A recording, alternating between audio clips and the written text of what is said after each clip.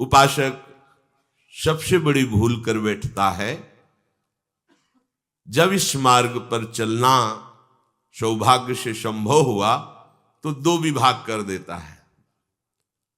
द्वंद्व मोहेन भारत, मोहित होकर, एक शुभ एक अशुभ, एक अच्छा एक बुरा, एक संसार एक भगवान, एक भजन एक क्रिया, दो विभाग कर देता है। ये बात गहराई से उसके हृदय में बैठी हुई है कि साधना करना, भजन करना, जप करना ये एक अलग विभाग है और सांसारिक व्यवहारिक क्रियाएं करना एक अलग विभाग है। जो दो विभाग रखकर साधक चलता है वो द्वंद्वों से मोहित होकर परास्त हो जाता है। ध्यान से सुनना, कारण कि माला और नाम जप उसको तो समझता है भजन, और जितनी क्रियाएं हैं उनको सब संसार की समझता है। बिगड़ गया साधन पथ, क्योंकि हमारी वृत्तियां संसार में ही पूर्व से लगी हुई है। वो दिखावे में माला चलाएगा, लेकिन एक एक वृत्ति प्रश्नवाचक है। जब तक उसका उत्तर नहीं होगा तब तक स्थिति नहीं आएगी। एक ही प्रश्न है इस जगत में, ये संपूर्ण द्वंद्वों से युक्त जगत एकमात्र भगवान है, ये उत्तर तुम्हें देना है। भगवान के सिवा कुछ नहीं है। जब तक हर एक वृत्ति का उत्तर आप ये नहीं दे दोगे तब तक आपकी माला से चलाने से ये इच्छा और द्वेष और द्वंद्वों का सम्मोह ये नहीं छूटने वाला। माला भी चलाते हैं और राग द्वेष भी करते हैं। श्रम जनित शारीरिक क्रियाओं से तो बचते हैं, लेकिन असाधन जनित क्रियाएं खूब आराम से हो रही। ये बड़ा सूक्ष्म विषय है। बैठे बैठे परदोष दर्शन, परदोष कथन, सबके प्रति कहीं न कहीं गुण दोष की भावना, राग द्वेष की भावना बाहर निकले तो हमारी नाक में गुस्सा रखा हुआ है। सबको हे दृष्टि से देखना, क्या साधना हो रही, क्या भजन हो रहा है। एक क्रिया मात्र ही तो भजन की हो रही। काम क्रोधादि की वृत्तियां उसकी बढ़ ही जाती है, वो जांच नहीं पाता है। एक एक वृत्ति उसकी उसके द्वंद्व मोह में फंसा रही, वो जांच नहीं पा रहा है। यही राग द्वेष में परिणित होकर के उसके भजन की वृत्ति को ढक करके पुनः विषय मार्ग में ले जा। कब तक सहोगे? निज सुख बिन मन होई कि थीरा, गिरना पड़ेगा। ये कामादि दोष आपको आकर्षित करके नष्ट कर देंगे। ऐसा नहीं कि उनको अनुभव नहीं होता, होता है, पर विवेक सही होने ना होने के कारण वो निर्णय नहीं कर पाते। कर्मठ कठिन सशल्य नित सोचत शीस धुनंत, श्री हरिवंश जो उद्धरी सोई रस रीत सुनंत। सोई रस रीत सुनंत अंत अनसहन करत तब, जब जब जियन विचार सार मानत मन तब तब। छिन छिन लोलुप चित्त समुझ छाड़त ताते सठ, करत न संत समाज जिते अभिमानी कर्मठ। ये क्रिया प्रधान लोग जब थक जाते हैं तब फिर सोचते हैं कि कहीं गलती है हमसे। चलो संत सभा में बैठकर उस गलती को ढूंढते हैं। जब विचार करके देखते हैं तो लगता है कि हाँ ये बात सही है, मैं यहां गलत हूं। पर फिर क्रिया प्रधान वृत्ति होने के कारण, अहम वृत्ति जोर कसने के कारण, मनोनुकूल चलने के कारण फिर वो अनसहन करने लगते हैं, दूरी बनाने लगते हैं। क्यों ऐसा नहीं कर पाते? क्योंकि उनका आत्मसमर्पण नहीं है। क्रिया प्रधान, कर्मठ कठिन सशल्य नित सोचत शीस धुनंत, श्री हरिवंश जो उद्धरी सोई रस रीत सुनंत। सोई रस रीत सुनंत अंत अनसहन करत तब, जब जब जियन विचार तो सार मानत मनवन तब। पर छिन छिन लोलुप चित्त समुझ छाणत ताते सठ, करत न संत समाज जीते अभिमानी कर्मठ। क्रिया प्रधान मनमुखी आचरण और अभिमानी, ये दोनों एक ही बात है। अंतर से ये दो शब्द कहने को लग रहे हैं, लेकिन अंतर में देहाभिमान से ही मनमुखता की पुष्टता होती है। उपासक को चाहिए कि इस भावना का त्याग कर दे। बहुत बड़ा दोष है भगवत प्राप्ति में, भारी अनर्थ आगे चलकर पैदा हो जाएगा। पर वो अनर्थ को अनर्थ समझे तब ना हो, तो अनर्थ को ही अर्थ समझता है, अनर्थ को ही सुख समझता है। ये माया की ऐसी आसक्तिमयी वृत्ति है कि जो जहां है वही सुख समझता है।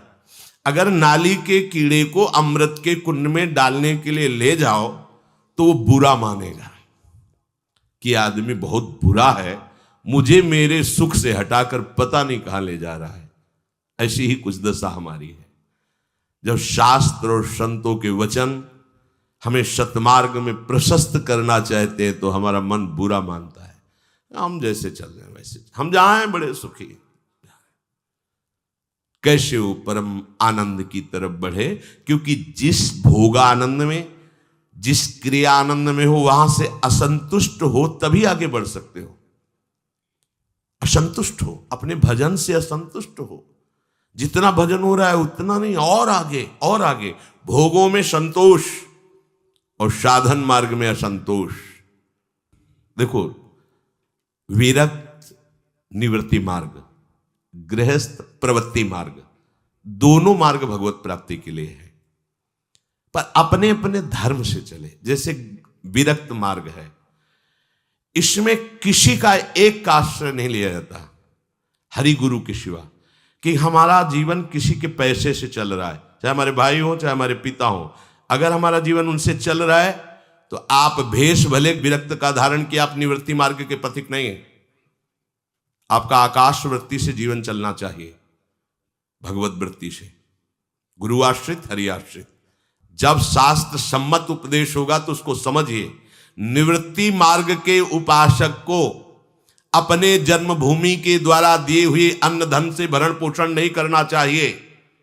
निवृत्ति मार्ग का उपासक आकाश वृत्ति का होता है। बृहस्पति के समान पूज्य परिवार हो तो भी उससे भरण पोषण नहीं होना चाहिए।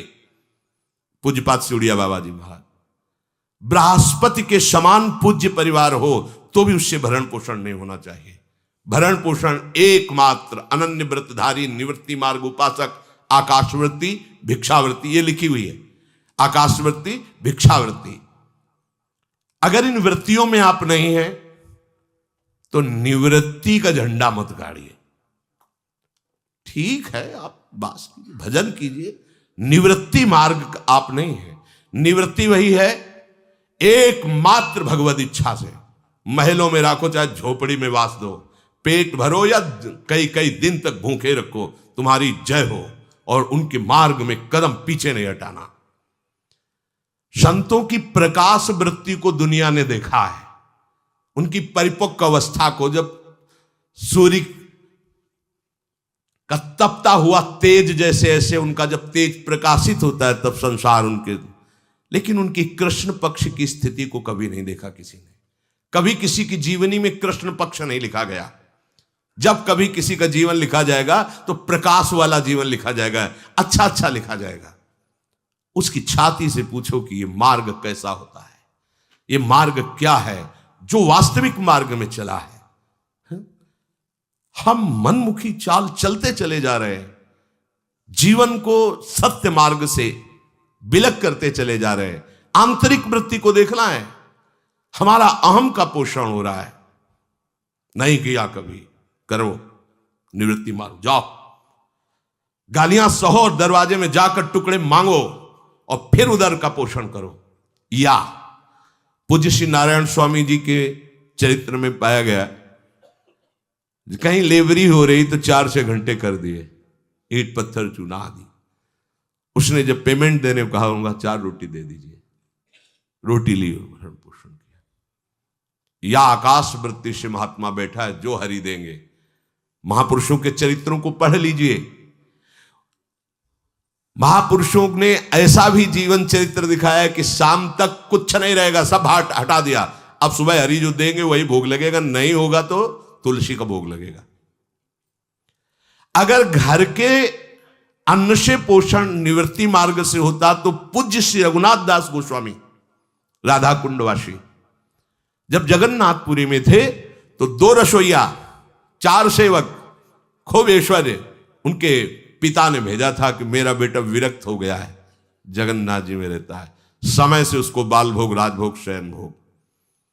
1-2 दिन उन्होंने महाप्रभु चैतन्य देव की सेवा में अर्पित किया, फिर स्वयं विवेकवान थे, मना कर दिया, नहीं स्वीकार। और जगन्नाथ जी के दरवाजे पर खड़े होकर भिखारियों के बीच में, जिनके पिता ऐसे जमींदार है कि एक कदम भी कभी चलने नहीं देते थे अपने लाडले रघुनाथ दास जी को, पालकी में साथ में अंगरक्षक, ऐसी सुविधा वाले पिता उनको सुविधा दिए थे। जगन्नाथपुरी 2 रसोइया 4 और सेवक तिरस्कार किया उस सुविधा का जगन। फिर वहां देखा कि भिक्षुकों की धक्का मुक्की, ये देगा कि नहीं देगा, ऐसी वृत्ति, तो जहां अन्य क्षेत्र होते वहां से थोड़ा ले। फिर देखा ये भी सुखद वृत्ति, ठीक नहीं। रात्रि में जो जगन्नाथ जी का महाप्रसाद पधरा देते थे गाय आदि के लिए, गाय भी जिसे पाकर तृप्त हो गई, अब नहीं पाती थी, जो बचा पड़ा रहता था वो उठा करके महाप्रभु ने पूछा, गोविंद ये रघु कैसे दिनचर्या चल रहा है? बोले प्रभु बड़े आश्चर्य में। सब जगह से उन्होंने अपने को समेट लिया और रात्रि में निकलते हैं, जो जगन्नाथ जी का बचा हुआ महाप्रसाद उसको बीन लेते हैं, जल में डालकर जो वैशांश होता हटा देते हैं, फिर वो शेष। एक दिन पा ही रहे थे, महाप्रभु पीछे से जाके ऐसे उनके रज के पात्र से लिया और मुख में, इतना स्वादिष्ट अमृत अकेले अकेले तू पाता है? अरे उनका प्रभु आपके लायक नहीं। बोले यही हमारे लायक, ये अमृत है, ये अमृत। अब आप विचार करो, अगर घर के देने से भगवदानंद की अनुभूति होती तो वहीं एक महल खड़ा करवा देते उनके पिता, और सारी व्यवस्था तो भेजी थी, 4 संतों को और पवाते, आप पाते, आनंदित होते। नहीं, निवृत्ति मार्ग में इसकी कोई गुंजाइश नहीं, आज तक कहीं कोई ऐसा निवृत्ति मार्ग में नहीं। हाँ, प्रवृत्ति मार्ग में अहोभाग्य है जो प्रवृत्ति मार्ग में ऐसे चल रहे हैं कि अपने धन से धाम वास करते हैं, किसी का कोई प्रतिग्रह नहीं लेते और भोग लगाते हैं, श्री जी को स्वयं पाते हैं, 4 संतों को पवाते हैं, अतिथि आदर करते हैं, धन्यवाद पात्र हैं, धर्म पूर्वक कमाए हुए अन्न से जो चलते हैं। हमें समझना होगा कि हम किस मार्ग के पथिक हैं। अगर हम अपने मार्ग को नहीं समझेंगे तो बाधा पड़ जाएगी। द्वंद्व मोह से मोहित हुआ उपासक ठीक से भजन नहीं करता। ये द्वंद्व है। आप से अगर आंतरिक हृदय से देखो, झांक कर, आपको भरोसा किसका है? झांक कर आंतरिक देखो, भगवान को साक्षी करके किसका भरोसा है? निवृत्ति मार्ग में एकमात्र केवल हरि गुरु का भरोसा होता है। हरि गुरु चरण सेवा अनुसर हो, एकमात्र आजीवन केवल प्रभु का भरोसा।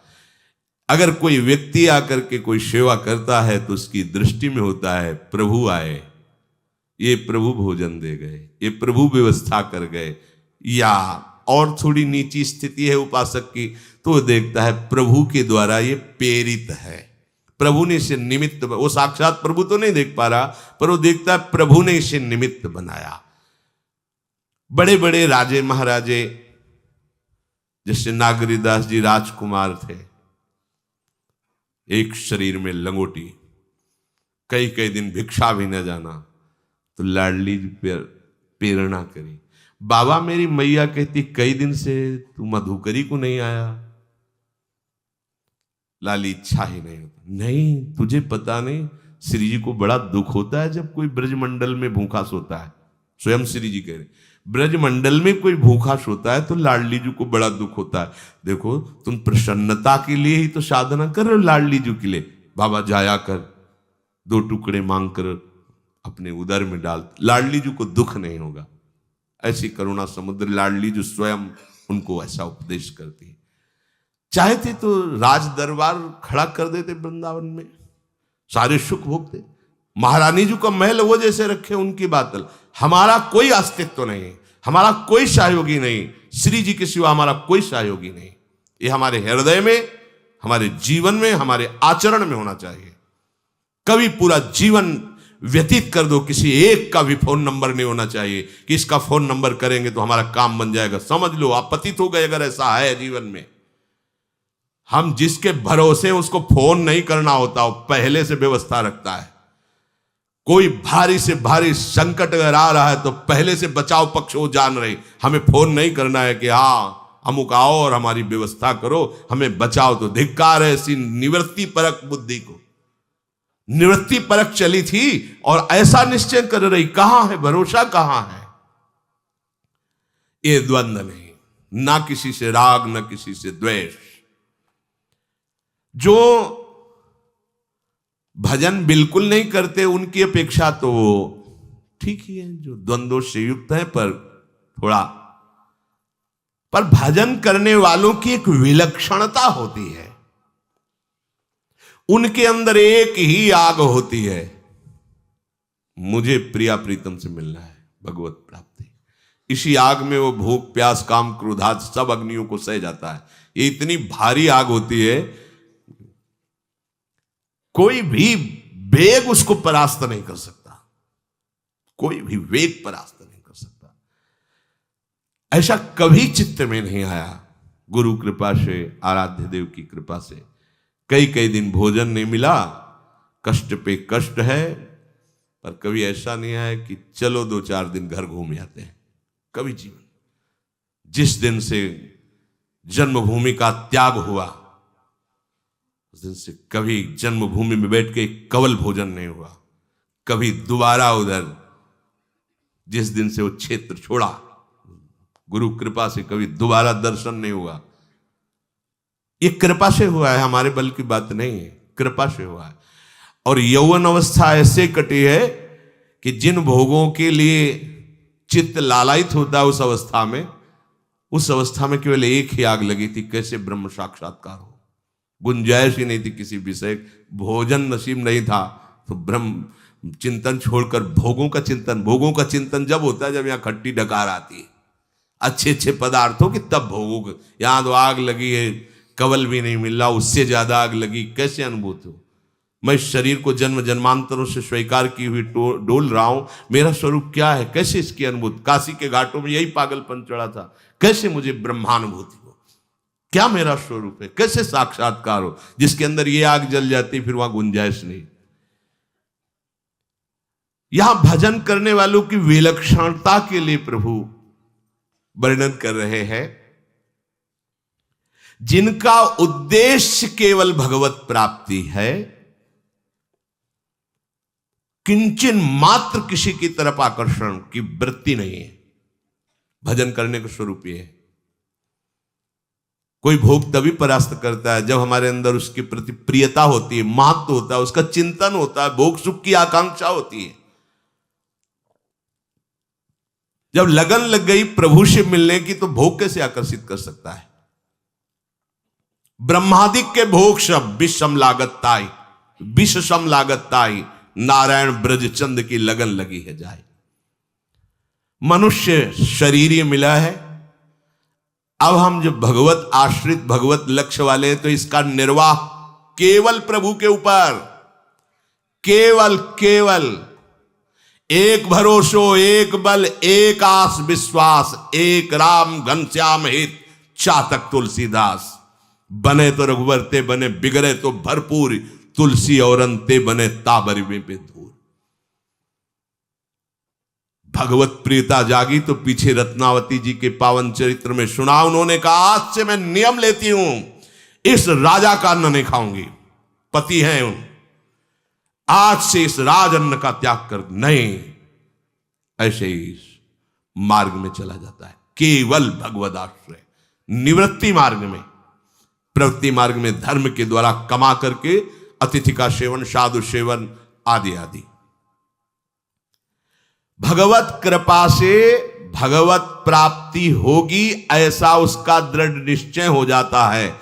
इससे बड़ा कोई पुण्यात्मा सृष्टि में नहीं है। जिसके हृदय में ये निश्चय हो, जितने भी पुण्य हैं पुण्य के अनुष्ठान हैं, ये सब आधे हैं। पूरा पुण्य क्या होता है? मुझे इसी जन्म में भगवत प्राप्ति करनी, इस बात से बढ़कर कोई पुण्य ही नहीं है, कोई तीर्थ नहीं महान। इससे बढ़कर जे ही ये लक्ष्य आएगा, सारे पाप नष्ट होना प्रारंभ हो जाएंगे। जितने तीर्थों का अवगाहन दान पुण्य है, वो सब आधा पुण्य है। पूर्ण पुण्य क्या है? सबसे बड़ा सुकृत क्या है? भगवान का आश्रय लेकर भगवत भजन करते हुए भगवत प्राप्ति करना। इससे बड़ा कोई सुकृत नहीं है। संसार में जितने भी हैं सब आधे पाप हैं। पूरा पाप क्या है? भगवान से विमुख होकर अपने को भगवान के मार्ग में ना लाकर संसार के मार्ग में लगाना, ये पूरा पाप। भगवत विमुख पूरा और पाप आधा, दोनों मिलके 1.5। संसार में केवल 1.5 पाप है और 1.5 पुण्य है। प्रभु के सन्मुख होकर भगवत प्राप्ति का उपाय करते हुए आगे बढ़ना सबसे बड़ा पुण्य। प्रभु से विमुख होकर संसार के भोगों को भोगना सबसे बड़ा पाप। उपासक को जैसी पवित्रता इस बात से प्राप्त होती है, मुझे इसी जन्म में श्यामाजू के चरणों में पहुंचना है, जीते जी पहुंचना है। ये निश्चय, ये हृदय का निश्चय होता है। अब इस बड़ी बात के आगे कोई बात टिकेगी नहीं। अगर ये बात आ गई, सब बातें फेल हो जाएंगी। ये बात की बात है। अगर ये बात आ गई तो अब कोई बात तुम्हें परास्त नहीं कर सकती। जहां राधा चरणारविंद की प्राप्ति की बात आई, वहां कोई बाधा प्रवेश ही नहीं कर सकती। एक तरफ प्रभु की तरफ चलने का निश्चय और दूसरी तरफ जितनी भी क्रियाएं हैं वो सब अपने प्रभु के लिए। पूरा हो गया। अब इससे बड़ा कोई पवित्र नहीं, इससे बड़ा कोई अनुष्ठान नहीं, इससे बड़ा कोई ज्ञान नहीं। समझ लो, हमारा जीवन भगवत प्राप्ति के लिए हम निश्चय करते हैं, इसी जन्म में हम श्यामा श्याम के समीप पहुंचेंगे। ये एक। अब आधा, जितनी क्रियाएं हैं वो सब श्यामा श्याम की प्रसन्नता के लिए करेंगे। अपूर्ण। हम क्या है, क्रियाएं तो भागवतिक करते हैं पर निश्चय नहीं हो पा रहा, समर्पण, आत्मसमर्पण नहीं हो पा रहा। इसलिए आधा ही है हिसाब किताब। बार बार हम विक्षेप को प्राप्त होते रहते हैं। अच्छे से समझ लो, हमें श्री जी से मिलना है, हमें सुखी होना है, ऐसा मान लो। हमें आगे जन्म मरण के दुख में नहीं फंसना, हमें प्रभु से मिलना है, ये पहला निश्चय। अब इसको क्रियान्वित करो। जितनी मन वचन कर्म से चेष्टाएं वो सब आराध्य देव के लिए करो। बस सारा ज्ञान हो गया। यही सब शास्त्रों का सार है। चाहे जितना पढ़ लो, चाहे जितना सुन लो, सबका सार यही, इतना ही सार है। हरि से विमुख हो और भोगों की संग्रह में, भोगों के भोगने में लगे हो, इससे बड़ा कोई पाप नहीं है। इसमें सब पाप समाहित हो जाएंगे। जिनका लक्ष्य केवल प्रभु है वो सब सुकृतिवान है। सुकृतिना भगवान ने कहा है। और जिनका लक्ष्य भोग संग्रह और भोग भोगना है वो दुष्कृति है, वो मूढ़ है। प्रभु के लक्ष्य में एक महान बात यह कि पुराने जितने पाप और पाप के संस्कारों सब भस्म हो जाते हैं। ये देखो बड़ी खास बात।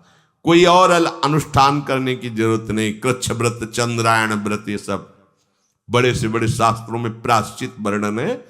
जिसने लक्ष्य कर लिया मुझे भगवत प्राप्ति करनी है, ये अंदर का निश्चय पूर्व के पाप और पाप वासनाओं को भस्म कर देता है। ये किसी तीर्थ में ताकत नहीं, ये तीर्थ में ताकत नहीं। बहुत जब बिल्कुल सांगोपांग तीर्थ का सेवन करोगे तो पाप नष्ट होगा, पाप वासना नहीं।